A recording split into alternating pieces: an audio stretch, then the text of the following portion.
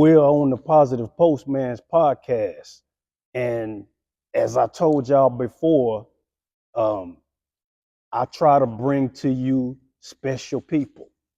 And this gentleman to my left, he fits that bill to a T.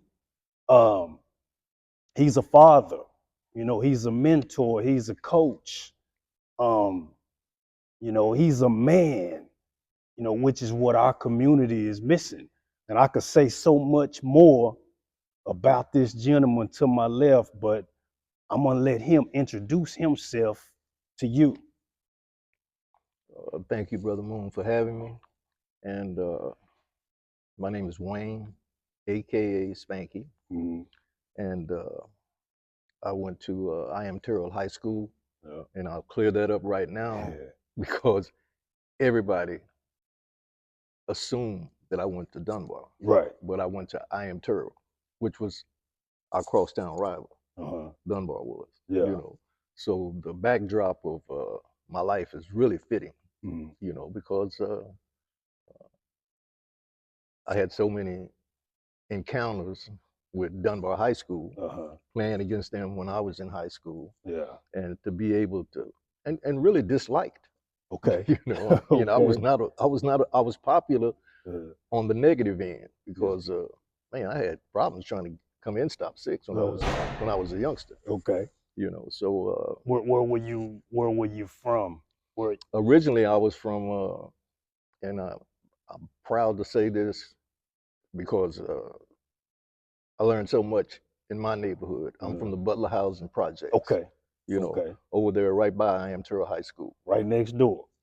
right down the hill. Yeah. Yeah, Yeah. Yeah. and I played for Robert Hughes Sr. Mhm.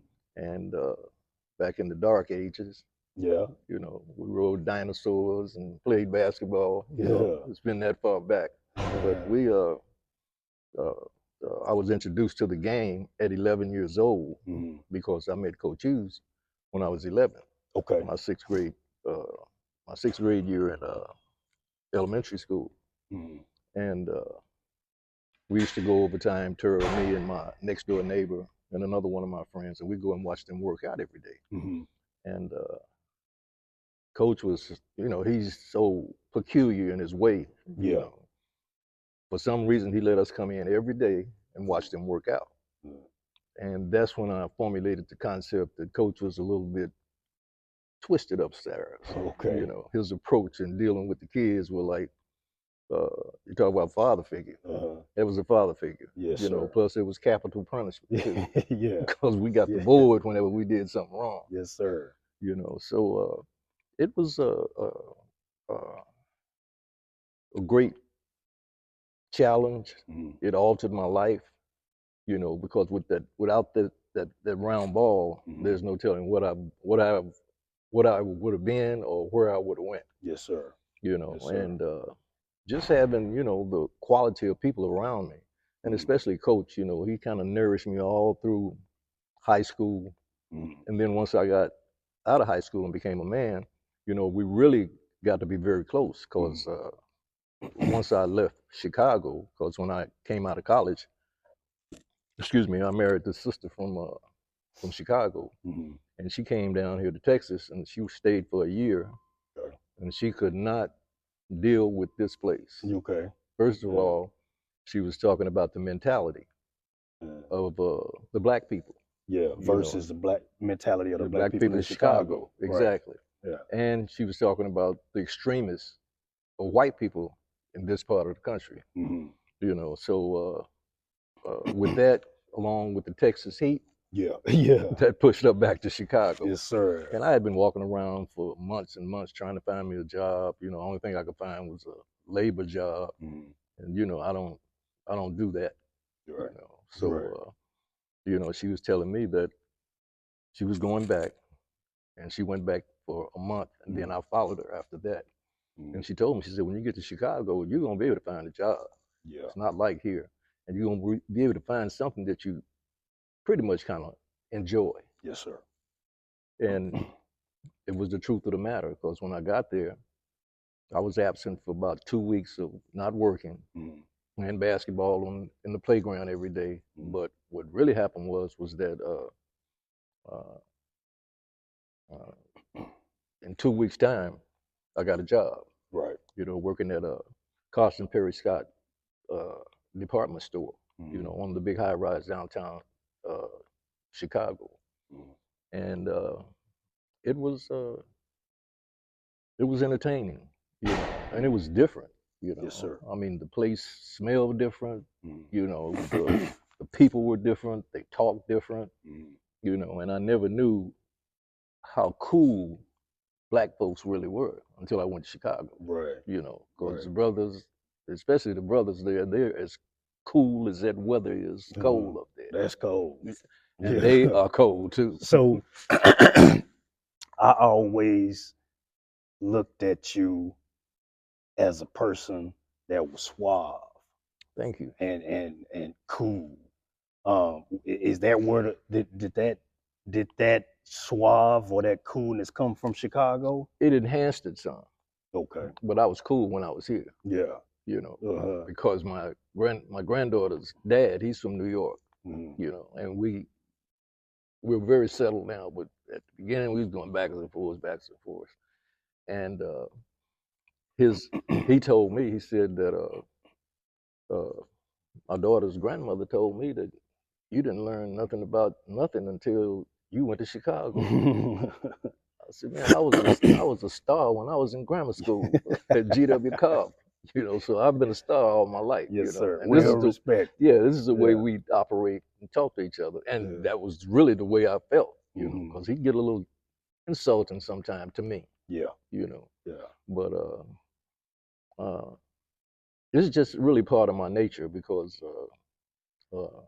my half brothers, if you would have met them, Mm-hmm. and they're in Tucson, Arizona, Okay. I'll take them anywhere in the world and put them out front in anything because they are very suave Yes, sir. and very organized. So Yeah. it's really the nature of my innate ability to be a part of that family, Yeah. and my mom's side too. Okay. Yeah. Okay. I was sitting here on Robert Hughes's court. Yes, we are. What two-part question. Okay. What did you learn from Coach Hughes, and what did Coach Hughes mean to you? Well, what I learned from Coach was the ability to be competitive. Mhm. He taught that more than anything else because all of his teams, if nothing else, they Mhm. were well taught and they were very competitive. So Yes, sir. this is what I got from him. And what was the second part? And what did he mean What to did you? he meant so much to me because uh, he was the first man that I saw be a man. Okay. And back then it was still Jim Crow, Right. and I was like in the seventh grade, and I went to a football game at uh, Farrington Field. Okay. And what was so odd was, he was a wide receiver coach. I don't know how they got that out Coach of. Hughes was? Yeah, Okay. because he don't do football at all. Yeah. You don't do pretty much nothing. You don't That's golf. that's new information Yeah, for me. yeah. Well, I got a lot of it, man. I got a load. Coach Hughes was a football coach. Yeah, yeah. And he how good he was, I couldn't say. Uh-huh. But anyway, he had a drop top Buick, Okay. long, one of them long jaunts, man. Yeah. And he just flooded his car down with players. Mm-hmm. And it was like he was building my situation and his situation for the future because he took me everywhere. Mm-hmm. And when we got there, we went to this gate that coach normally goes in because he's a routine person. He goes the same way to work, goes the same way back home. Right. And he's just routine about whatever he does. So when he got there, and we were all standing outside, so the guy said, "Coach, you have your pass?" Coach said, no, I went off and left my pass. And as a matter of fact, his wife was with us too. Yes, and sir. she was stuck in the car with all them hard heads. Mm-hmm. And, well, the guy told him, which was a Caucasian Okay. white man, he told him, he said, I just can't let you in without your pass. Coach said, wait a minute, let's make sense of this situation. He said, I'm one of the tallest black men in Fort Worth. Yeah. He said, I am 6'6". He said, I'm a routine person. He said, I know you know me because I come to this gate every time. He said, well, I'm sorry, you just can't come in. Coach said, well, if you're going to stand on this, you are absolutely sorry. I looked and I said, man, I ain't never heard this happen. Right. With a white man. Right. Very, very indifferent. So Coach got so swole at him and got so upset till he took his coat off and was talking about putting some knuckles upside his head. Okay.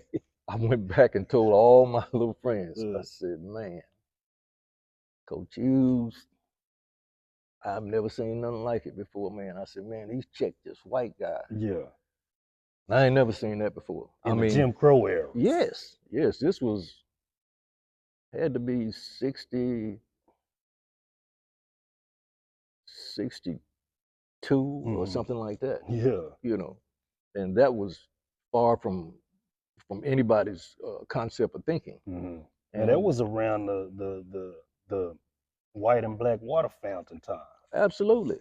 Because and restrooms, sir. Everything was separate, And as a matter of fact, just in my thinking, those were the best times because we didn't have to, overly involve ourselves in anything because we already had everything that we needed. We had businesses.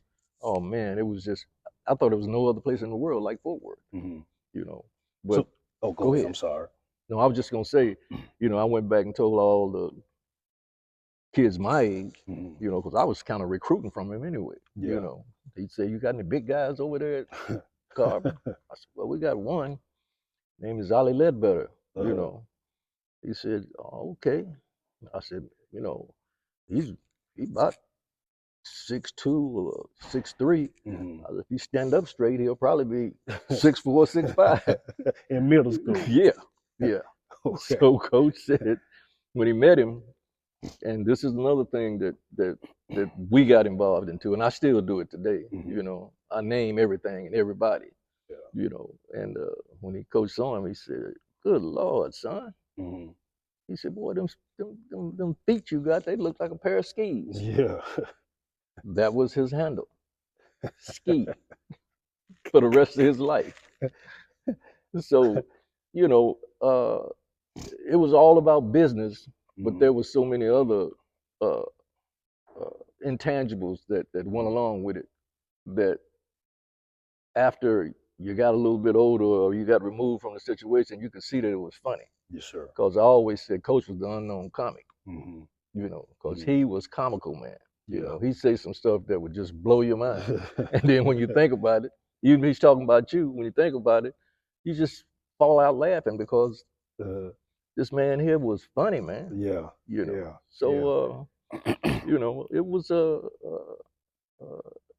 a great time and a time of learning. Because I not only learned about basketball, I learned about life, and I learned what it was to be a person of integrity. Yes, sir. Because of him. Yes, sir. He was far from being a cheater. He was far from being a person that would back down. And he just was a stand-up type of brother that I had never experienced in my life. I remember one time, my jump shot was kind of high, but I was throwing the ball down low to the center, which is what he always taught. Check the post. But I didn't throw it high enough, and I turned the ball over. He said, "You shoot like World Be Free. Just throw it like you shoot." So, funny guy. What was it like for you when he passed? It was really a hurting thing, man, because Coach was like 93, something like that. Mm-hmm. And it was like I assumed that he would be here practically forever because I never thought about it. Mm-hmm. And then once things went like it went, because he had some problems with his memory, Mm-hmm. you know. And at the end of the day, you know, when he did terminate, I kind of felt it was a pretty good thing because I just hated to see him walking around Mm-hmm. with a cloud over, you know. Suffering. He was in great health. Mm-hmm. His mind, you know, he had that Alzheimer's, so Yes, his sir. mind just was not. He couldn't remember. Uh, Last week it got to that bad. Wow. You know, I mean, Yeah. and you know, I made it a point to check on him consistently Mm-hmm. because you know, I coached the Dunbar kids during the summer, Mm-hmm. and I did that for about 10 years. Okay. And it was me, Otis Evans, Derek Daniels, Mm-hmm. and Vernon Newton. Okay. You know, all guards. Yeah. So in the process, sorry about that, man. I should have turned this thing off. But in the process, uh, Rest in peace, Vernon Newton. without a doubt, Yeah. you know, beautiful brother, man. Yes, sir. You know, and you know, to show you how long I'd been around, those guys like Vernon and his group, Mm-hmm. I even went through them Mm-hmm. up at the center. Yes, sir. They come in, we You talk. coached them? No, Okay. I didn't. I started coaching. Who was that? Mike Byers. Okay. Okay. You know, that Sure. was the first time because I would go to Waco Mm-hmm. and other different little tournaments over in Dallas, and I'd take them over there. You know, that You was was coaching Jeremy and them too, wasn't you? oh yes, Was it 2001? yeah. Yeah. That was part of the 10-year tenure that Otis and Derek and Vernon Okay. Newton. That was the tenure that we went through because Yes, we sir. took them all over the country. Yeah. I mean, Kicking ass. balling. Yeah. Seriously balling. Yeah. People sitting up saying, "Man, I'd hate to see y'all during December, Mm-hmm. January," Yeah. because you know, right around that time the district starts, and everybody was playing two players from different schools, Mm-hmm. or you could only have two players from the same school, but it was an all-star team. Right.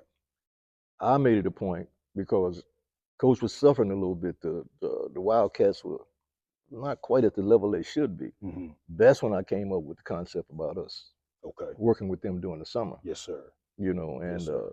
we went to Medina, Ohio, and played in a select tournament. Mm-hmm. And Jermis was in the 8th grade.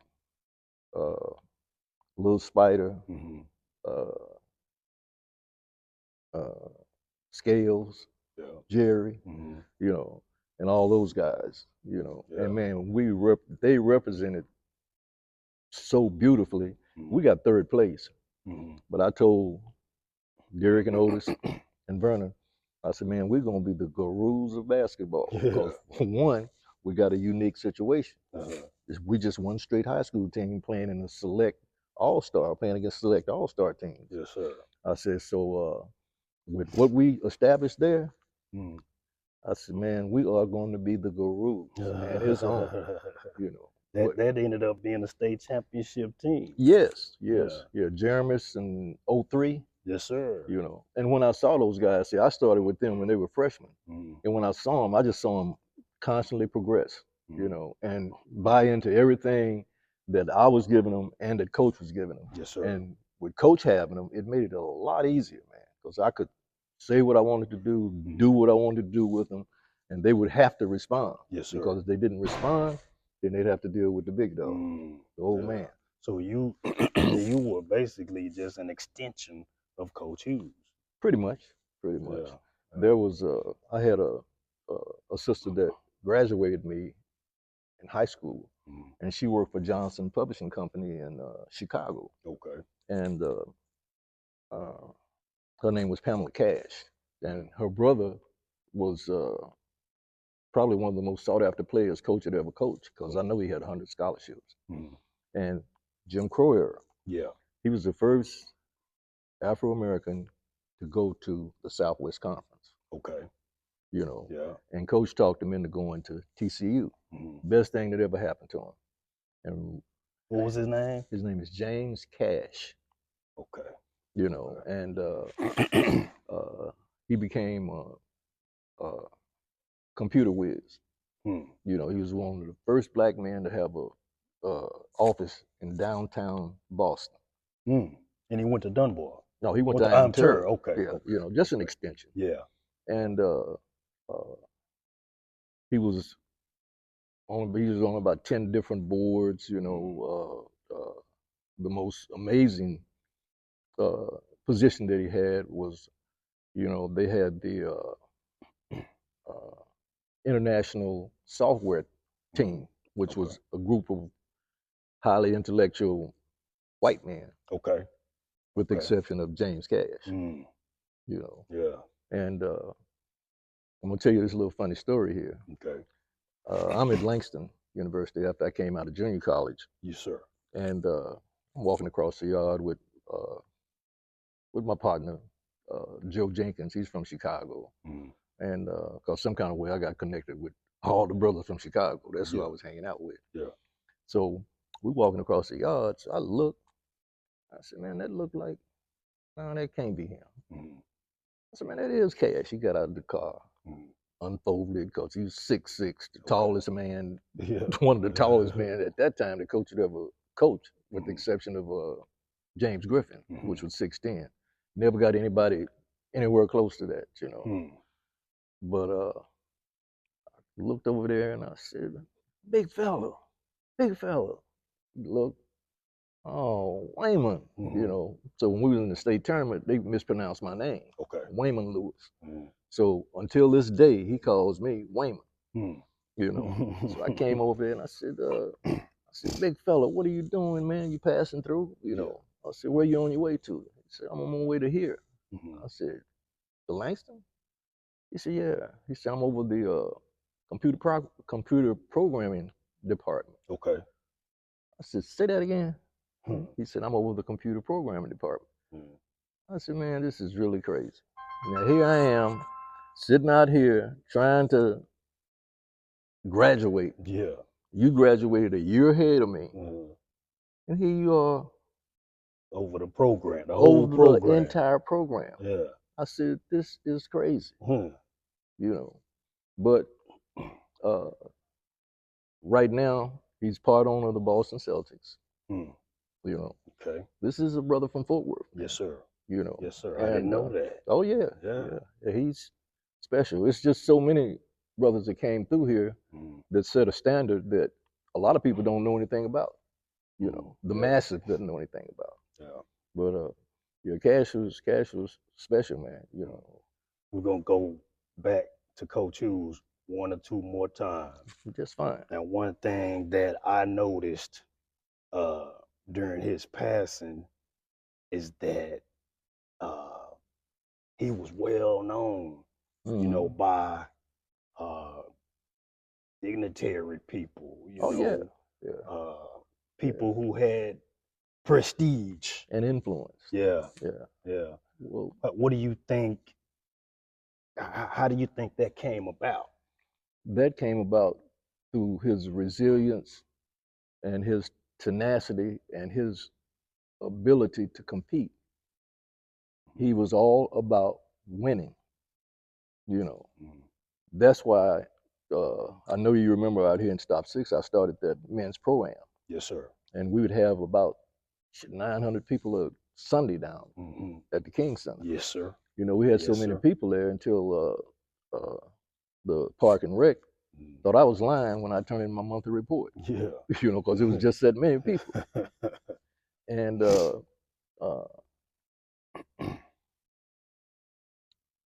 it just turned out to be a situation that I wanted to do because I wanted to set the book straight. You know, I'm always eager to get something done when I feel I need to prove this point. Yes, sir. So, you know, I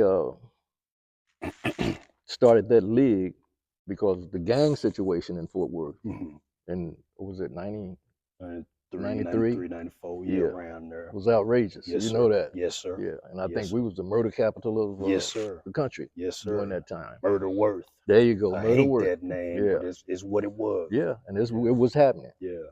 You know, so you couldn't go anywhere, man, without the Bloods and the Crips fighting, something going on, shooting. So I said, man, a lot of the problem is these kids don't see enough basketball because they're visual, Okay. you know, Yeah. and basically everybody's visual, but the kids are extremely visual. So I said, I'm gonna bring some entertainment to the hood. Yes, sir. So what I did was thought about all the guys that had played for all the different schools. I put a little memo out. They started getting teams together. That's the way it was created. And it turned out to be one of the best things that I've ever done. Yeah. Because we were playing at the Martin Luther King Center here in Fort Worth, the heartthrob of the Truman Street Bloods. Yes, sir. You Yes, know, sir. Yes, the sir. guys from the South Side and other little places over in Fort Worth, you know, they come out here with their 6'4s, you know, because they mimicking California. Yeah. You know, came out here with their 6'4s. But we in the heart of Blood territory. Yes, sir.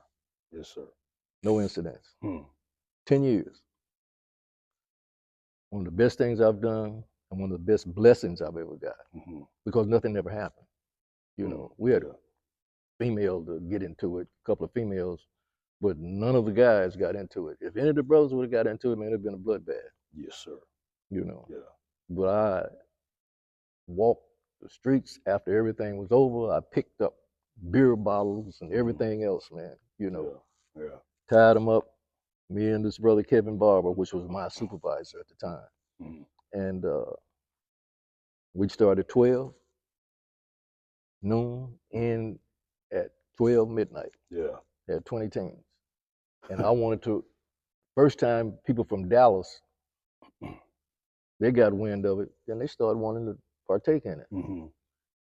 They never come over here for anything. Yeah. We always go over there. Over there to get clothes, to get whatever. But they never come over here. And to play basketball. Exactly. Yeah. But once I started getting information about them, I said, oh, this thing is really on and popping, man. You know, so my whole concept was to give the kids something visual to look at. Okay. Because the ability for them to move around was very limited. Then the main thing was that the quality of ball was just outstanding. Yeah. You know, and I wanted to make them understand this Fort Worth, Texas is the mecca of Texas basketball. They can talk about H-Town, you know, Houston, Phyllis Wheatley, you know, Dallas Madison. They all had to come through here. Yes, sir. To go downstate, you know, and that was even during my time of playing. You know. Yeah. So I wanted to remind them cats. This is where it all started. Yeah. And you did. I sure did. Yeah. And that was part of my goal, you know, along with trying to let the coach know, man, I can coach high school. Yeah. You know. So that made me work even harder. Yeah. You know. So, you know, it was a great adventure, man. It was a great adventure. And the timeline was perfect, you know, because Coca-Cola was coming out sponsoring us, man. And before it's over, I got a call from practically every coach in the country that was trying to recruit Jeremy Smith. You know, that he finished in 03. Yeah. And he was on that state championship team. You know. Ended up going to Georgia Tech. Went to Georgia Tech, you know. He told me, we're gonna win this thing by the time I'm a junior, and then by the time I'm a senior, we're gonna win back to back. I said, I know one thing, y'all gonna win it. Yeah. Because they were a mirror of us. My team, when we played, we were not that tall, but say, man, they had 8 kids on that team that had 40 plus verticals. Yes, sir. They'd be balling out. I'm talking about balling out of the sky. Yeah. On people. Yeah. They were entertaining. We used to. Well, we couldn't wait for the warm ups. There you go. There you go. It was always a dunk contest. There you go. Yeah. Thunder. Yeah. Let's get into a few of these questions. Let's go. we talked, I think there was a couple of days ago, about uh, the light that's in you. Mm-hmm. Um, and I I feel like it shines bright. I always gravitated, towards you, and so did scores of other uh, adults, children, Right. what have you. Where did that light come from? Now, the best I can do with that question is I'd have to tell you about my mother and my father. You know, the innate part Mm, of this thing. My father lived in Tucson, okay. never raised me. I always knew about him. I always had spots of contact with him because he had a lot of relatives here in Fort Worth, and this is where he was originally from. Mm, So consequently, he was the first Afro-American high-ranking police officer in Tucson, Arizona. okay. You know, and as a matter of fact, he was in Ebony magazine in 1962 for him and this other brother named Lewis. They had uh, one of the guys that broke out of jail. Mm, They went and found him and brought him back. You know, mm, my father was very, very well established. People loved him. yeah. You know, and he was no nonsense. You know, he even told my cousin, "Now you like to play in them streets." Mm, He said, "I'm gonna tell you this right here. When them people tell me to come get you, I hope I'm not the one, but if I have to come get you, I'm coming to get you." mm, You know, no ifs and buts about it. mm, You know, so he had a lot to do with that because of his nature. My mom was a little woman about 4'11". That's why I'm so short because mm. I got Yeah. I got a cousin that's 7 foot tall Okay. in Tucson. Yeah. My brother was 6'10". My Hmm. nephews were from 6'8" to 6'6". Damn. So they just skipped all over you. Man, my mom put me in that cage where I couldn't get out, Yeah. you know. But uh, uh, she was extremely special because she worked all over the city of Fort Worth. You know, she was a waitress for a while, Mm, you know, and then the correlation between her and myself, she started working with kids, mm, you know, and that's what her final job was. okay. And she was known throughout the city of Fort Worth, man. This little short woman, Yeah. you know, because she enhanced so many people's lives, you know. She was, I know you don't remember, but there was a preschool called Tommy Tucker, Okay. you know, the first black accredited Mhm, preschool in the city of Fort Worth. Everybody knew about Tommy Tucker. My mhm. mother ran Tommy Tucker. Okay. You know, she was the one that put everything together. Mm, Uh, uh, Miss Tommy, the owner, she just gave it to her, and she just took over and mm. ran with it, man. Yeah. Just like she Yeah. did with other things that she did. So the uh, the little specialness about me Mm, comes from them two people, for yeah. sure. Yeah. You know, Well, the Bible says that you can tell a tree by the fruit that it bears, Paris, that's true. and you you you good fruit. Um, so with that being said, what does your relationship with God mean to you, or who is God to you? God is that unseen entity that I don't play with. I don't play with, I don't attend church, Okay. you know, and I Mm, don't play with God. yes, sir. And I have the utmost respect and love for God because I know throughout my 77 years, He was on my side, Mhm. had my hand, because I went through some very peculiar times, you know, as most black men in this country, Yeah. you know. But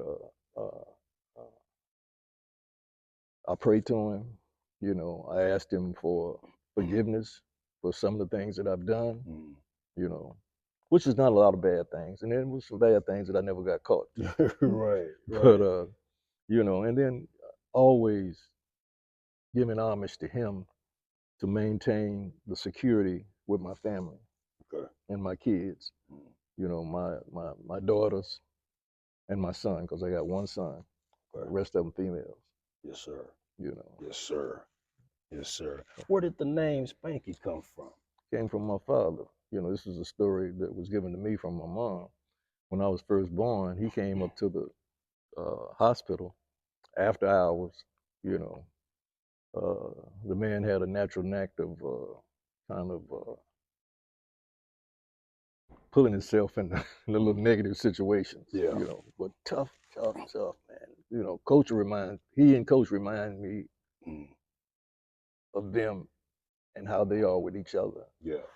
As far as each other, the way they think about things and the way they do things. Mm. But when I was born, he told my mom, he said, well, my old man was kind of a big man too. Mm. He had some big hands, and he said, he's gonna probably have to have a lot of this. Yeah. So we're gonna call him Spanky. And it Okay. never left. Yeah. It's been with me ever since. So that was your name came from it had a lot to do with being disciplined. Oh yeah, Yeah. with Yeah. disciplined family. Yes, sir. My mom and dad both were disciplinary, Yes, sir. serious disciplinarians, man. So Now you got South Side ties and you got Stop Six ties. I won't ask you to say which one you like better because we on camera. But what do the two sides of town mean to you? well, uh, this is between me and you and Okay. a few people Yeah. Okay. that are listening in. Yeah. I still like attention, Hmm. because I was on 2 state championship teams. Okay. Coach's second state championship team from I am Terrell, and it's one of those situations, Moon, that uh, I cherish. Yes, sir. I cherish it because where I came from, which is the Butler Housing Project, Hmm. meant a lot to me. Yeah. And there's no way that I couldn't have survived in Chicago if I hadn't been brought up and paid attention to some of the things and the people in the Butler Housing Project. Mm. Yeah. Yeah. So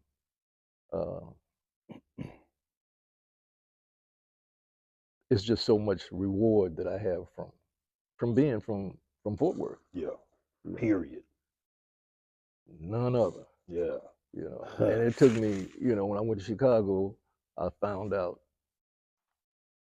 hey man, Fort Worth is a teardrop. Hmm. Mm. But the fundamentals that I learned and the discipline and the understanding and the foresight and everything that I have and the insight, it all came from here. Mm. Yeah. Yeah. Now you stayed in Chicago in the 70s? Yes. Okay. What was life like in Chicago in the 70s? Uh, Platform shoes, bell bottom Yeah. pants, hats crooked to the side. Uh-huh. It was unique. Yeah. Because I hadn't experienced nothing like that. I hadn't experienced getting up one morning and having to go to work, and it's 32 below zero. Mm-hmm. Mm-hmm. Uh, I came in contact once I started working for Park and Rec there, because that's what I finished up with. I worked with 2 department stores for 2 years, and then after that I went to Park and Rec. But once I went to Park and Rec, I just found that a whole new side of the city, because Chicago is a very political city. Yes, sir. You know. Always has been. Yeah, and I didn't know it was that political. Mm-hmm. Because that was not something that was expressed Mm-hmm. here. Especially for young people. Yeah. But everybody is in the game there. So Was this some black political parties? in Chicago, like Peastone Rangers, Oh yeah, the Black Peace Stone. That's Jeff Fort. yeah, Jeff Ford. You know that Black Peastone Nation. Okay. Because you got about 5,000. Mm. You know where I worked at Foster Park. Mm. That basically that whole park was Blackstone Rangers. You know, and I had never experienced anything like that. You know, we had little social clubs. You know, the Yeah. Earring Gang and Skid Row on the South I Side. heard about that. Yeah, but you know, I wasn't used to everything being so sophisticated with those gangs. Mhm. You know, because they was into extortion. You know, I found out. You know, they would go to different businesses because you know they had little small businesses all over the area where I worked, Mhm. and they would go every month at the end of every month, and people would give them a white envelope. Mhm. You know, Mhm. and they paying protection. Yeah. You know, and I'm talking to this other brother, Cigar. I said, man, protection from who? He Mhm. said, from them. Yeah. He said, come on, Lou, man. He said, you got to, you know, they started calling me Lou. Yeah. So Spanky kind of drifted away. Mhm. He said, come on, Lou, man. He said, man, you need to be up on these things, but I'm gonna keep you abreast of everything that you need to when I'm around you. Yeah. You know. Yeah. So I had to deal with them every day. Mhm. And then the first day I went out there, here's another little story. You know, this guy that was the physical instructor in charge, that was my position. Okay. He was leaving. Mhm. Man, he took me through a rush. He rushed me through that like he was in a fire. Mhm. Well, this is going on over here and blah, blah, this and that. And it was like probably the third or fourth largest park in the city. Yeah. And he got to talking, man, and he was just rushing through everything. And I'm like, why is this brother in such a rage? Mhm. You know, is it that bad? Yeah. I don't know. Mhm. You know, so he rushed me through everything, told me what the agenda was, what was going on at that time, and showed me my office and everything. And what was really so crazy, after he left, he said, take care of yourself and have a great time working here. Yeah. If you can. Okay. I said, oh man, you know, he's throwing all these little innuendos out here. Yeah. So I'm sitting in the office, you know, looking and seeing what's on the agenda, you know, because we got a big poster board with everything that is being done there, all the programs, you know, and we had to have programs, had to have them. Yeah. And you know, he left, and while I was sitting there kind of looking over stuff, 4 people came in my office. The big hats. It's wintertime. Yeah. Fur, you know. And they said, you're the new physical instructor. Huh? I said, yes, I am. Yeah. You know. And like I had mentioned to you when we were talking off camera, you know, I feel like I was in a James Cagney movie because all the brothers saying, yeah, yeah, yeah. And he said, yeah. I just want to let you know, if anything go down, come to us. If you feel you need to call the police, don't call the police. Come to us. You know. And we want to let you know right now, Stones run everything around here. Yeah. And they hit their chest and said, Stone to the bone. And left. First thing I did, I looked and I said, man, what have I got myself into? You know, I wasn't used to nothing like this, man. Yeah. You know. Yeah. But just so did the Stones have any political power in Chicago? yes, they did. Yes, they did. You know, I mean, you're not talking about the Stones and the Gangster D's, the Disciples. You know, Disciples became the largest after Jeff Ford, which was the gang leader after he went to prison, and they were 5,000 strong. They had daycares, all kind of little things. They got off into the political arena. You know, if they saw somebody that they wanted to be in office, they'd push that individual. Yeah. You know, Yeah. one of the most unique things I'd ever seen. You know, Do you think that's why they gave Larry Hoover so many years in Oh, prison. without a doubt, without a doubt, they were, and that's what they're called because they were called political prisoners. Yes, sir. You know, Yes, sir. not that they were going out robbing banks and beating up on people and all this. They were political prisoners, man. You know, and Jeff Fort, which was the leader of the gang of the Blackstone Rangers, Jeff Fort changed the name of the Blackstone Rangers to the El Rookins. Okay. Because he went Muslim when he was in jail. Okay. But he's calling shots from jail all the time. You know. Yeah. I mean, just like I say, something that we never engaged in until this day in Fort Worth. Right. It is just totally that organized. You know. And then once I start, once my guys I went to school with that really took care of me and nourished me, you know, once they start telling me, well, hey, Lou, come on down to Dunbar High School. Okay. They ball in like 3 days a week in Chicago. In Chicago. Yeah. And you know, I go down there and start playing. Then I started playing against the brothers on 35th Street. You know, so I started really maneuvering with the basketball. And I already knew I could play because I played against some super bad brothers when I was in college. Yeah. But I really figured out I could most definitely play. Yeah. When I started meeting people and people started picking me up. Okay. In pickup games. Yeah. You know. Yeah. And get that dude from Fort Worth. No, they didn't know where I was from. Okay. You know, but yeah, we'll get Lou.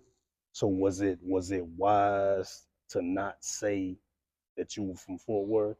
It took me a minute. It took me 3 years to get comfortable in the city. You know, I mean, it took me 3 full years where I could feel comfortable. You know, and we were going to me and my wife were going to pick up my daughter Crystal, and I just bought my first car.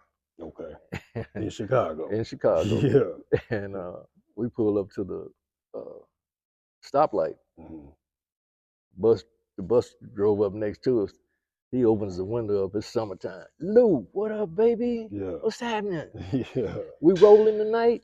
I said, you know it, bus driver. You know that was his name. Bus driver. You call him, but you know, we rolling tonight. Yeah.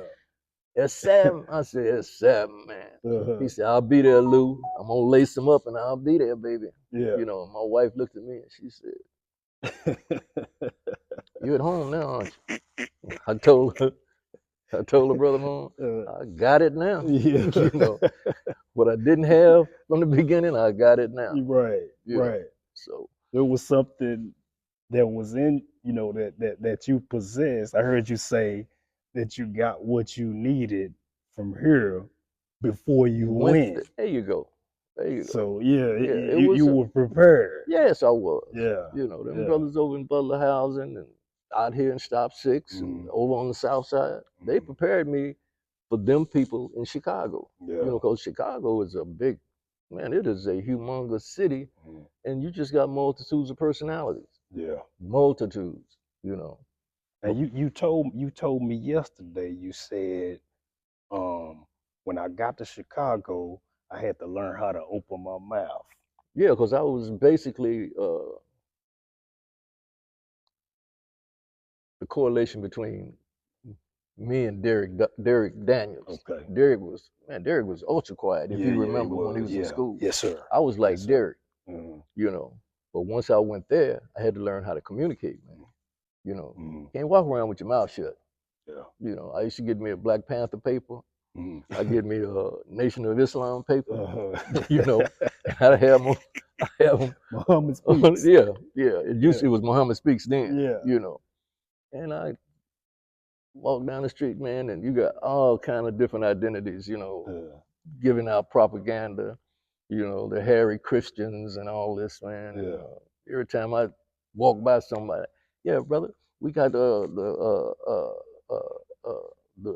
minister speaks right here. You know, come on, get some of this knowledge. I got mine, brother. Yeah. I did that for the longest. I got mine, brother. That was my rebut. for everything. Yeah. Got mine, brother. You know, Yeah. but it was a highly, highly informative thing. Yes, sir. Yes, You know, sir. and Yes, I sir. and I and I'm thankful for going there because I saw a different side of life. You know, and right now I love the city, but I'm not comfortable anymore because I go periodically because my daughter, my middle daughter, and my grandsons and my great grands, they're there. You Okay. know, so I take off, you know, every so often and go up there and spend some time with them. You know, just to uh, like I got to go now because I haven't seen them in about 3 years, so I got to go just to look at them. Yes, sir. You know, if Yes, nothing sir. else, just to look and feel you. Mhm. You know, So your name ring bells in Chicago. man, I'm telling you, because I had Foster Park. Yeah. Foster Park was on fire, man. Man, that's all right, You man. know, I mean, the same concept that goes here Mhm. went there. The only thing is, instead of saying Spanky, they saying Lou. Yeah. You know, Yeah. but I was well known, well received, and there was a brother named Meconico when I was getting ready to go to Chicago the same day, and I rode the train because you know I'm broke in the joke. Yeah. You know, I'm going there to get me a job. Mhm. So Meconico said, "Yeah, Spank, what's happening, man?" I said, "All right, how you doing?" You know, and he said, "Yeah, man, where you going?" Mhm. I said, "Why?" You know, I'm Terrell Dunbar. Yeah. You know, I said, "I'm going to Chicago, man." He said, "Yeah, that's where my mother's going. She got her sister lives there." Mhm. And I said, "Oh, okay." He said, "Man, you know, when you go to Chicago, you just gonna be a spot in the crowd." Yeah. I said, "I ain't never been just a spot in the crowd. Mhm. You know, I don't know what you're talking about. You know, that was just that rivalry stuff. Mhm. You know." And I felt that and I meant that. Mhm. And it happened. Yeah. It happened. Yeah. Would you say that you have fulfilled your life's purpose? No, no. There's still some things that I need to that I need to do before my termination comes. Mhm. You know, and one of them is my youngest granddaughter. You know, she's a Down syndrome baby. You Okay. know, and she's 14, Mhm. 15, and I just need to be around for her because she's going to have to be monitored most of her life. Mhm. You know, so still got some things to do. Yeah. You know, it ain't over till it's over. Yes, sir. Yes, You know. sir. Yes, sir. Um, what what do you see in the city of Fort Worth that's missing compared to what you saw back in the 90s or the 80s? Compared to Chicago or Just Fort Worth in general. the biggest problem in Fort Worth is to me, and that is the brothers here are not involved politically, and I should speak because you know I just since Barack Obama, President Barack Obama, that's when I started really, you know, trying to get myself real briefed on what's going on in the political arena, Mhm. you know. But there have been sisters here that have stepped strong, you know. But the brothers just don't never really exist. There've been some good brothers here. Don't get me wrong, you Yeah. know. But as a whole, you know, I wish that we would become more conscious of unifying, coming together, and being able to deal with this system that we're in that has totally gone off the chart. You know, we're like a third world now Yeah. after President Trump. Mhm. You know, so you know that's the thing that I think should be developed here.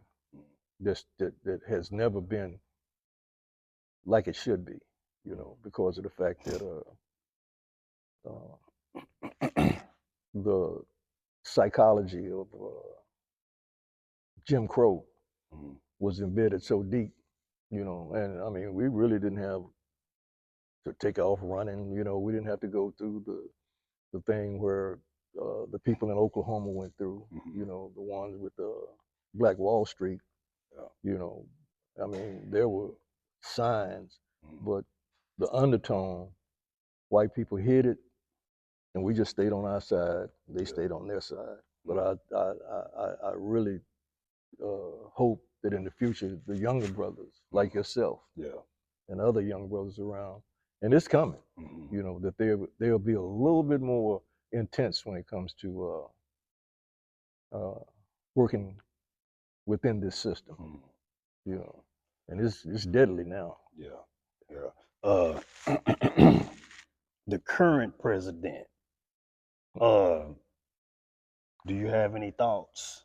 You really don't want me to Yeah. do it, not on your podcast.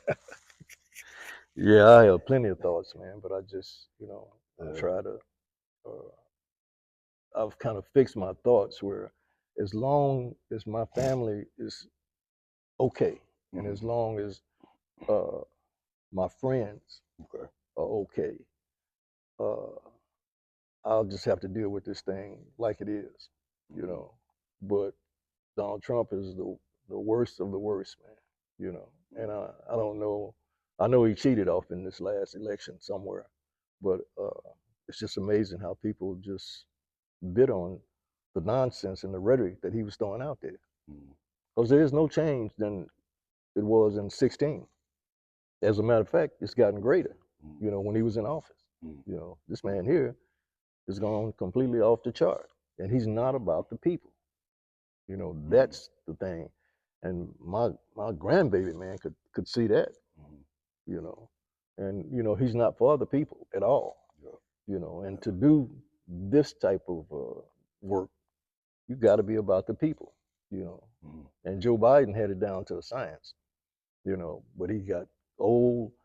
People look at old as being, I don't know what they look at, Yeah. you know, Yeah. but you know, like like the lady, I can't think of her name, but she's on this commercial and she says, you know, one thing about growing old, it sucks. Mm-hmm. And it Yeah. does, because Yeah. where you can't move like you used to move, Mm-hmm. you know, everything just turns into a trot, Yeah. you know. Yeah.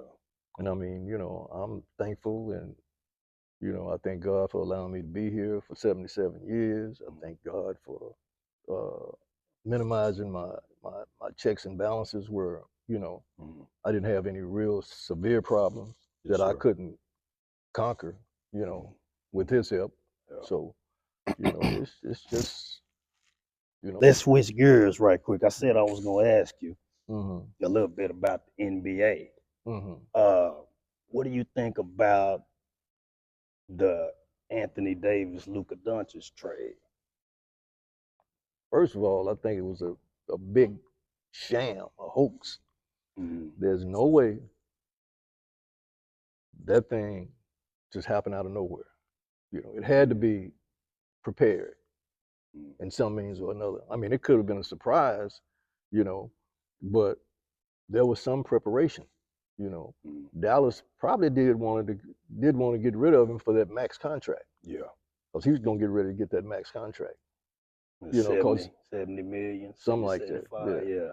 but that's, you know, that's a little hidden thing in their minds. Mm-hmm.